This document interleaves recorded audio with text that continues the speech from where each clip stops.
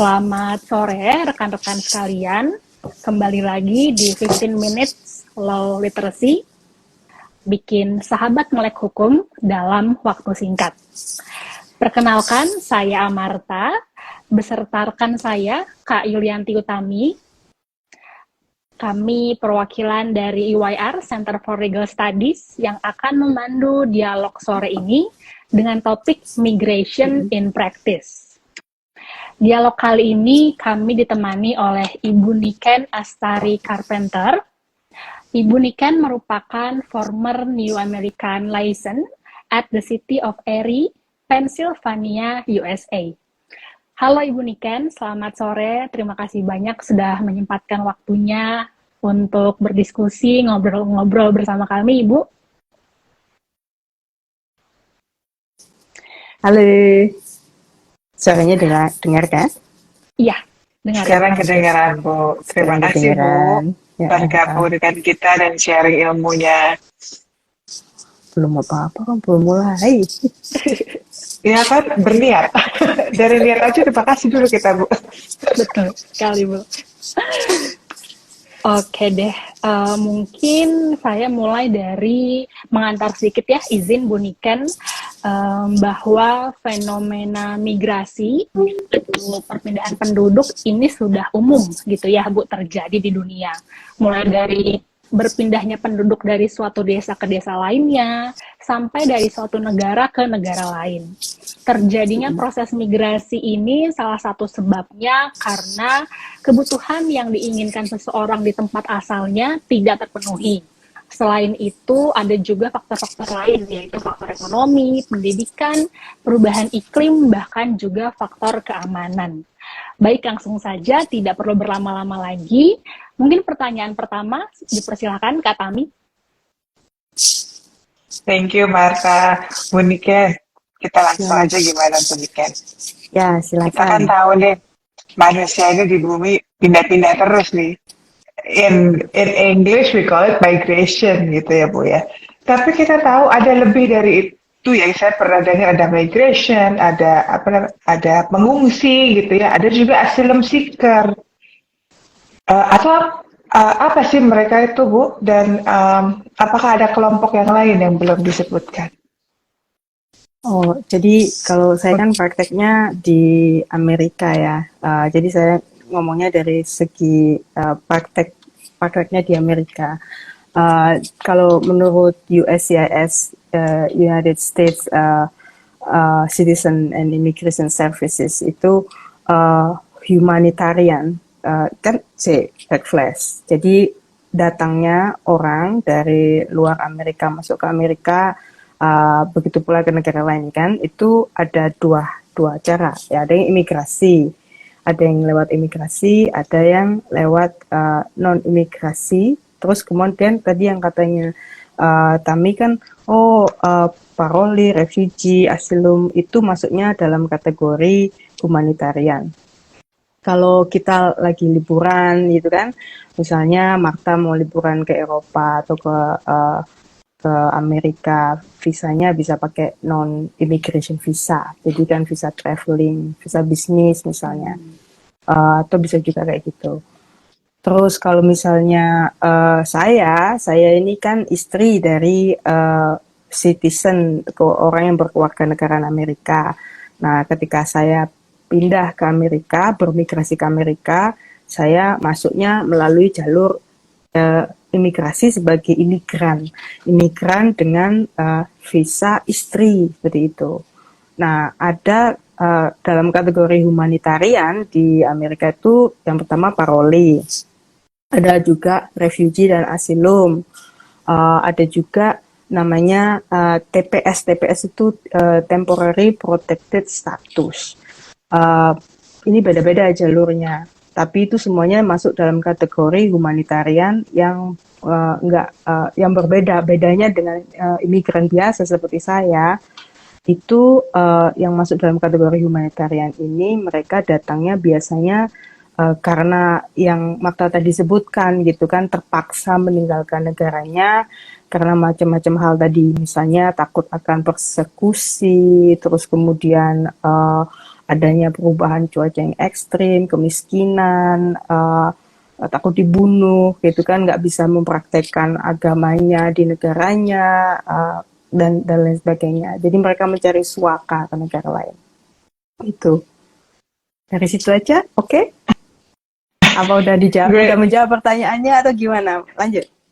udah, thank you banget Mbak, Bu Riken. So kalau saya boleh tanya lagi, imigran itu seseorang yang punya rencana untuk stay beberapa waktu, gitu ya Bu ya. Betul. Ada batasnya, mungkin secara ini ya, setiap negara punya punya perbedaan berapa lamanya gitu ya Bu ya. Tergantung apa namanya kebijakan negara tersebut. Kalau di Amerika yang namanya baru dikatakan imigran itu kalau dia punya rencana stay berapa lama Bu? Ya itu kan gini, rencana stay itu sebetulnya ya diharapkan untuk stay selamanya gitu. Tapi kan orang rencananya Ah, berubah-ubah gitu. Tapi ya ya ya. ya visa imigran sendiri itu sendiri untuk jadi imigran itu macam-macam kan jalannya. Kadang orang mau datang ke situ untuk menjadi pelajar, kadang orang mau bekerja, kadang orang karena berhubungan keluarga seperti saya gitu kan. Uh, Mm-mm. jadi gitu macam-macam. Jadi migran itu tujuannya jelas untuk ke situ gitu kan. Jadi Oke. uh, uh, uh. Kalau yang Jadi non kalau saya cuma imigran jalan-jalan, kalau saya cuma jalan-jalan, saya bukan imigran ya Bu ya. bukan. Seminggu Jadi saya pulang habis uangnya di Amerika apa kan? jadi ya visanya bisa jalan-jalan travel gitu, travel visa aja. Uh, Judulnya non imigran visa. non imigran. Kalau yang namanya migran itu dia mau stay di sana, boleh Betul. karena alasan keluarga, sekolah, atau berbagai hal. Ada juga yang tadi Ibu bilang karena humanitarian reason. Ada parol, ada refugee ya Bu ya. Ada asylum seeker Hmm, gitu. gitu. Uh, uh. Terus Itu kalau gimana? di Amerika, Bu. Kalau Hmm, ini ya, Bu, saya pengen tahu sebenarnya secara umum, terutama hmm, kita ngobrolin yang humanitarian reasons nih, Bu ya. hmm, hmm, Karena belakangan ini nampaknya terutama pengungsi dan asylum seeker ini meningkat karena hmm. berbagai geopolitik di dunia ini. Besar panjang Ibu tahu, apakah ada kerangka hukum mengenai uh, migratory people for humanitarian reasons ini? Kan kalau secara sedunia ya urusannya pengungsi itu kan di yang yang memimpin urusan itu UNHCR. Kalau kita bahasa UNHCR, United Nations High Commission on Refugee gitu. Jadi aturannya sendiri itu kalau nggak salah diatur di Konvensi Geneva 1951 sama protokolnya 1967, begitu kalau ngomongin dasar hukumnya itu di situ. Uh, Kalau boleh Ibu cerita, sebenarnya ada nggak sih prinsip-prinsip yang perlu dilakukan berdasarkan kerangka hukum ini, Bu? Ya, Kalau perlu diadopsi ya. gitu. Jadi kan kita harus balik lagi ke asasnya perjanjian internasional ini kan. Perjanjian internasional Mm-mm. itu kan bisa terjadi apa step tahapannya kan perundingan ya kan negosiasinya dulu.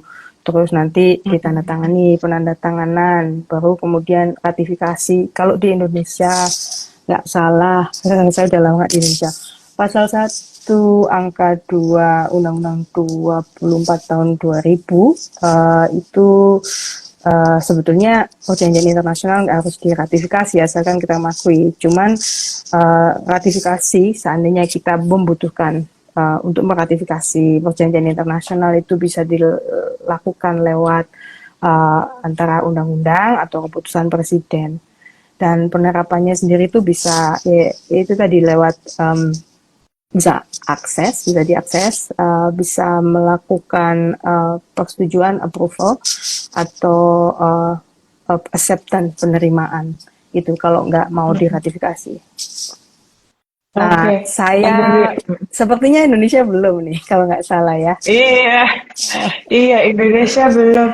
Tapi ya gimana ya Bu, sebenarnya kalau kita lihat di sejarahnya Indonesia sudah lama ikut apa ya, menampung pengungsi-pengungsi dari Ah, Afghanistan, dari mana-mana. Tapi harus ah, sepanjang pengetahuan Ibu dalam menangani pengungsi atau ah, asylum seeker gitu, apakah ada prinsip-prinsip yang perlu diadopsi gitu, atau ada kesamaan prinsip berdasarkan konvensi?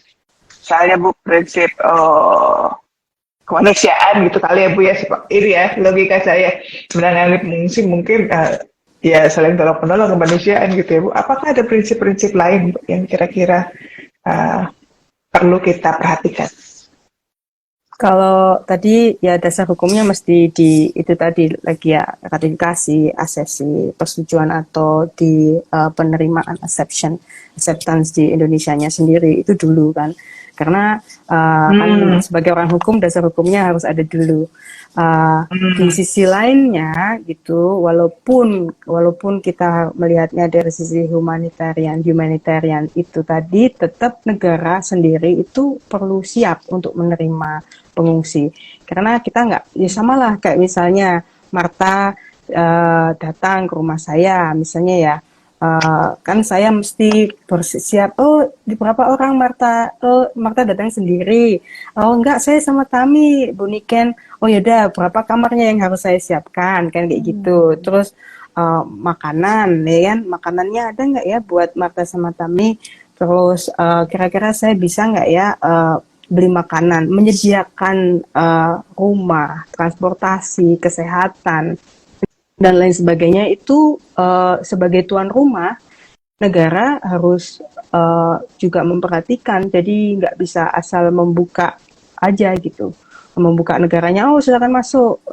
Nah, karena itu tadi, jadi ada kesiapan dari negara penerima dan juga yang datang pun biasanya akan diberikan apa namanya cultural lesson gitu kan, pelajaran tentang budaya negara yang mau ditempati itu nanti apa kayak gimana sih gitu. Kadang ada misalnya mereka mau ditempatkan di Amerika bahasanya Inggris, ya nanti diajarin bahasa Inggris dulu kayak gitu. hmm, Bajunya misalnya ditempatkannya di misalnya di tempat saya gitu kan, saya di Pennsylvania itu dingin. Oh nanti mereka diajarin di sana itu dingin loh gitu. Nanti diajarin kayak gini gitu. Jadi harus ada persiapan. Terus kalau negaranya nggak punya uang untuk mendanai itu semua, nanti yang jadi masalah adalah khawatirnya nanti jadi konflik dengan kepentingan lokal gitu. ah, interesting. Uh, uh. Kalau di Amerika kayak gimana Bu? At least di county-nya Ibu pelaksanaannya kalau ada asylum seeker atau ada refugee gitu yang kedatang ke kota Ibu, apa yang terjadi Bu? Jadi kalau di Amerika itu prakteknya setiap tahun presiden itu eksekutif akan menentukan berapa jumlah refugee yang akan diterima oleh Amerika. Nah, dari misalnya ya, seandainya aja 100.000 misalnya dalam satu tahun, 100.000 ini nanti dibagi, negara bagian ini dapatnya sekian, negara bagian ini dapatnya sekian gitu. Misalnya di Pennsylvania, negara bagian saya itu ada beberapa regional area namanya refugee resettlement, penempatan para refugee ini nanti akan ditempatkan. Itu pun dari jatah kuota setiap negara bagian nantinya dibagi lagi ke region-region yang ada di negara bagian tersebut gitu. Nah, di tempat saya itu namanya Erie, di Danau Erie itu, di kota Erie samping Danau Erie itu, biasanya kita dapat banyak tuh. Di Pennsylvania nomor satu biasanya Philadelphia banyak, terus dapatnya Pittsburgh juga ada banyak, dapat banyak. Erie biasanya dapat banyak juga gitu. Lalu setelah Gitu. mereka, oke katakan 100 orang gitu misalnya, 100 orang ke kota Ibu, maka mereka akan melakukan ini ya Bu, um, macam dokumen paper gitu ada gitu nggak Bu? Atau langsung dia masuk ke camp apa namanya pelatihan gitu? Oh, jadi kan balik lagi ke tadi ya jenis-jenisnya humanitarian gitu apa namanya uh, paroli beda dengan refugee. Refugee beda dengan asylum. Begitu juga TPS itu kan temporary protected status. Nah, kalau yang tadi apa kami pikirnya itu pasti image-nya gitu kan bayangan kita refugee itu ada pengungsiannya dulu gitu kan kayak di refugee camp kayak gitu ya. Nah, kalau yang di refugee camp itu biasanya mereka udah nunggu bertahun-tahun gitu kan, terus nanti baru bisa apply-nya kalau mereka udah dapat undangan dari admission program. Nah, kalau sudah dapat undangan dari admission programnya, nanti mereka dibantu tuh buat ngajukan aplikasi. Nah, refugee ini, pengungsi ini, itu biasanya dia udah berada di luar negaranya atau ada di negaranya tapi takut mencari suaka di negaranya. Itu kalau refugee. Nah, kalau asylum itu nggak harus mendapatkan bukan orang yang mendapatkan undangan untuk mengajukan aplikasi sebagai refugee. Asylum itu mereka sendiri secara pribadi yang kemudian mengajukan dan dia posisinya nggak harus selalu ada di luar Amerika. Dia misalnya saya sebagai pencari suaka, pencari asylum seeker, saya ada di Amerika, saya bisa mengajukan juga di situ gitu. Kalau refugee dia harus di luar Amerika posisinya. Oh, oke. Gitu. Nah, Kalau paroli itu apa Bu? beda lagi. Jadi misalnya kasusnya kayak kasusnya Afghanistan ini ya. Afghanistan itu kan mereka tiba-tiba aja langsung, ayo angkat semua apa namanya koper kayak yang sebisa mungkin apa yang bisa kau bawa langsung bawa. Mereka langsung diboyong naik apa namanya pesawatnya US Army gitu. Nggak sempet kan mereka ngambil dokumennya pulang segala macam itu nggak sempet. Jadi kadang begitu mereka sampai di US base di border nggak ada dokumennya. Jadi mereka nggak punya dokumen. Akhirnya diberikanlah namanya paroli ini humanitarian. Biasanya paroli ini untuk urusan karena benar-benar humanitarian yang karena urusan mendesak mereka kadang karena bencana, kadang karena perang kayak gitu. Nggak ada dokumen-dokumennya. Nah, kalau yang refugee tadi, asylum seeker, itu dokumennya harus lengkap. Mereka harus ada dokumennya. Nah, paroli, begitu mereka tiba di border, ya kan, ditanya, ini karena apa, ya, dan sebagainya. Itu nanti dia biasanya baru dikasih namanya temporary protected status. TPS ini berlakunya biasanya 1 tahun maksimum dan itu bisa diperpanjang sesuai dengan kebutuhan. Kalau Afghanistan ini karena special case jadi diperpanjang gitu. Oke, jadi kalau paroli itu karena keadaan mendesak di negaranya, lalu either dia ke Amerika jadi jemput oleh US Army misalnya, atau mungkin kalau berenang gimana Bu? Ada yang pernah nggak untuk sampai ke Amerika kita minta tolong? Gak bisa, gak bisa. Jadi Nggak bisa ya Bu? Beda iya paroli gitu. begitu. Gak begitu. Jadi harus ada apa namanya sesuatu yang signifikan, yang besar banget yang terjadi ke mereka itu. Gitu. Dan mereka harus dari luar Amerika gitu. Jadi dia nggak bisa ada di dalam negara Amerika terus bilang aku minta paroli gitu nggak bisa. Oke. Ya berarti ya seperti ini ya korban perang, negaranya hancur misalnya karena sedang perang. Tapi gimana caranya mereka bisa ke Amerika Bu? Kalau tidak dijemput dengan US Army atau apapun, atau harus lewat jalur US Army? Kemarin itu kalau kasus khususnya kalau khusus yang perkaranya kasusnya Afghanistan itu benar-benar evakuasinya ini apa namanya militer Amerika yang mengevakuasi. Gitu. Gitu berarti mereka dijemput ya untuk bisa di Amerika gitu. Jadi bukan Misalnya nih Indonesia lagi perang, amit-amit perang terus porak-poranda. I wish gitu bisa ke sana, entah gimana caranya, saya jalan kaki mungkin Bu, ke sana dan berenang. Dan I don't think that's gonna work ya Bu ya. Aduh, nauzubillah min dzalik. Aduh, jangan sampai ya terjadi di Indonesia. Mudah-mudahan enggak. Gimana? Iya, kalau itu kayak nggak mungkin. Tapi kalau refugee itu tadi dia sudah ada di luar negara Amerika yang mereka merasakan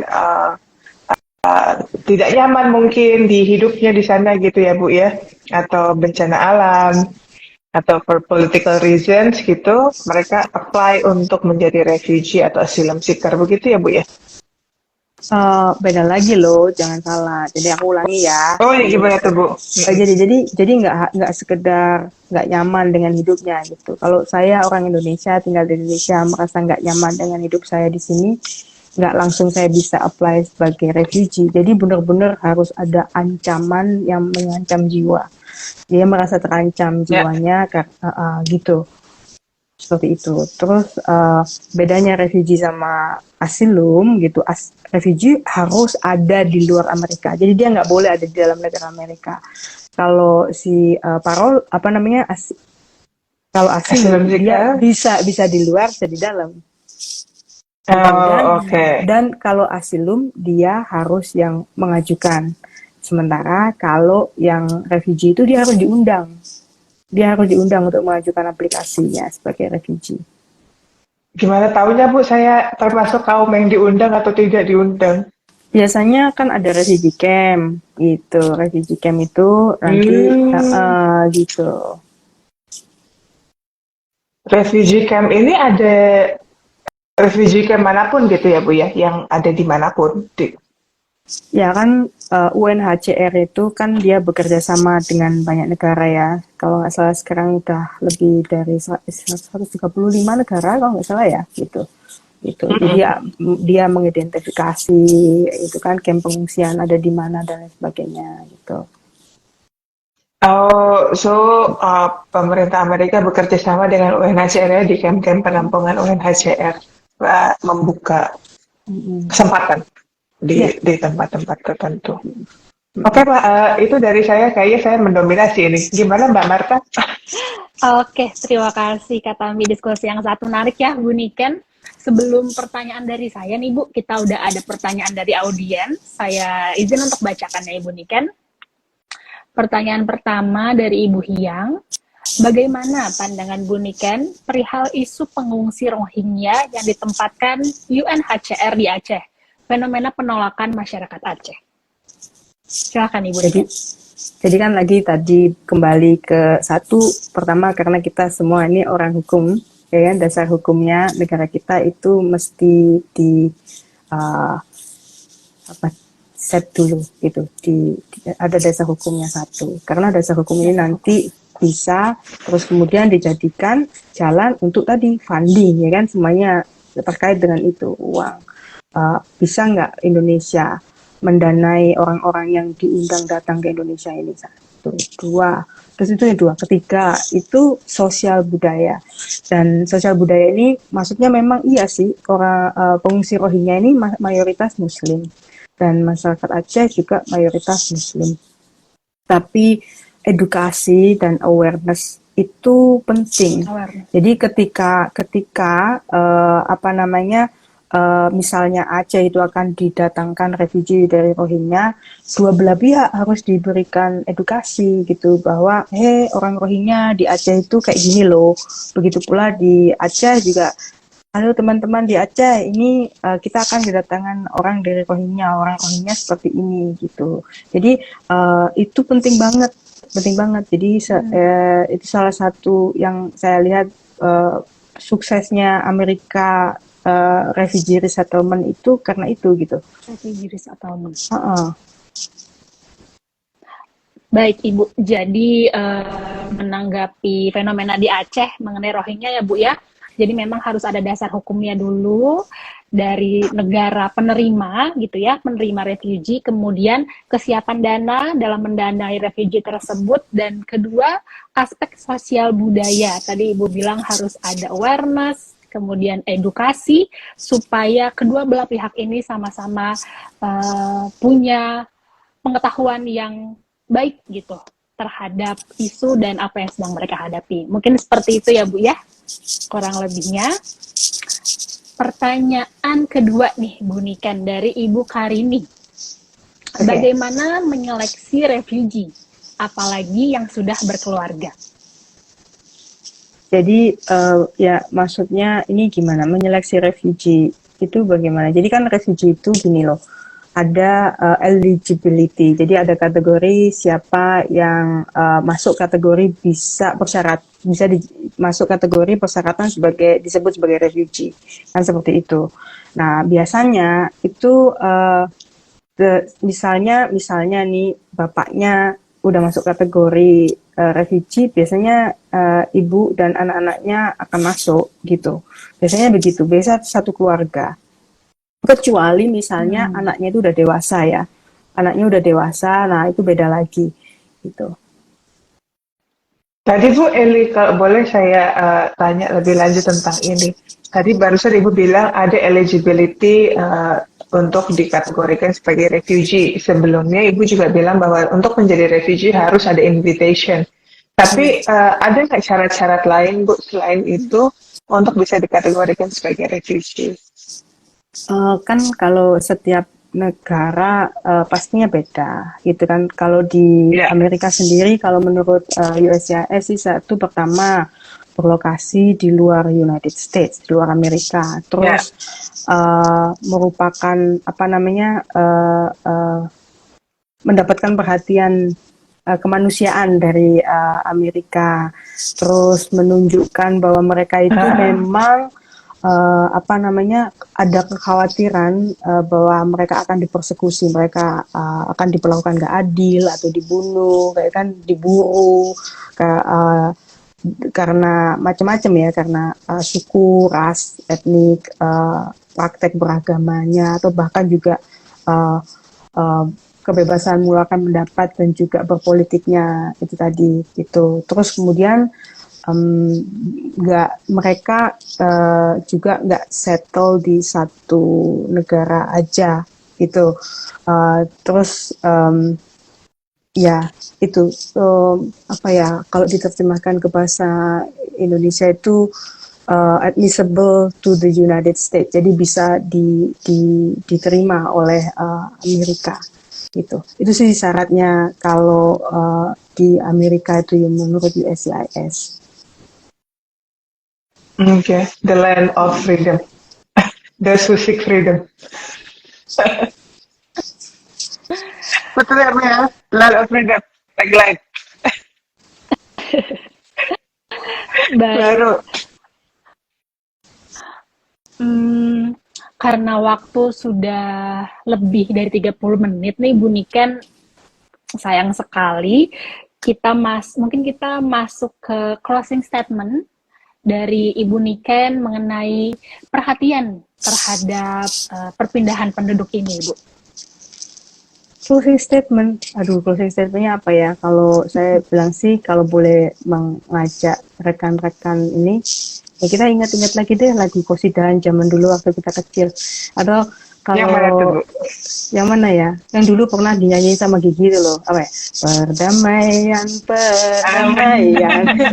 Iya, betul. Iya. Lagu yang cocok di masa-masa ini. Iya. Kan katanya banyak yang cinta damai, tapi perang semakin ramai. Bingung ku memikirnya.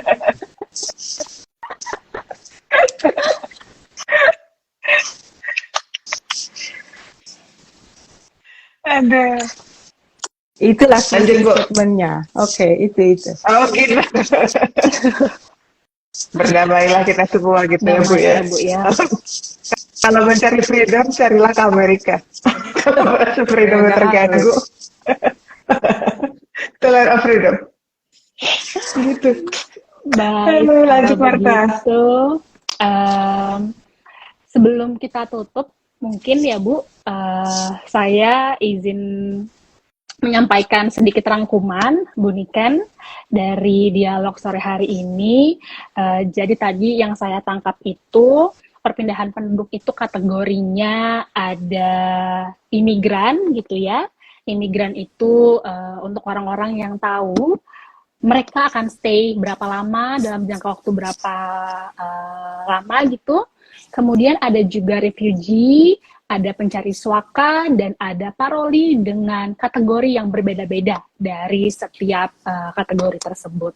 Kemudian untuk kerangka hukumnya sendiri, di sini ada konvensi terkait status pengungsi, konvensi 1951 beserta protokolnya yang menjadi payung hukum untuk para pengungsi gitu ya Bu. Kemudian untuk ada juga organisasi internasional yang diberikan mandat untuk melindungi hak-hak dari para pengungsi ini dan mencarikan solusi gitu ya Bu, ibaratnya yaitu UNHCR. Dan tadi closing statement dari Bu Niken, sebisa mungkin marilah menjaga perdamaian di circle tertentu untuk mencegah terjadinya peperangan dan perpecahan. Terima kasih banyak Ibu Niken. Mungkin Kak Tami ada yang mau ditambahkan Kak? Enggak, kayaknya saya setuju dengan Bu Niken, perdamaian. Oke. Bu Niken, terima kasih banyak sekali waktunya, pengalamannya, sharingnya Bu. Sama-sama. Semoga kami bisa terus bekerja sama dengan Ibu, berkolaborasi dengan Ibu. Amin. Oke, damai selalu ya. Baik Ibu, Sampai untuk selalu. rekan-rekan yang punya pertanyaan mungkin mengenai topik ini, langsung aja bisa chat di Instagram DM kami untuk nantinya dapat kami jawab. Tentunya akan kami konsultasikan dulu ke Ibu Niken sebagai ahlinya. Terima kasih semua rekan-rekan yang sudah join. Terima kasih Kak Tami. Terima kasih Ibu Niken. Terima kasih Marta. Sama-sama. Terima kasih Marta. Sampai jumpa. Bye. Dadah. Bye-bye. Bye.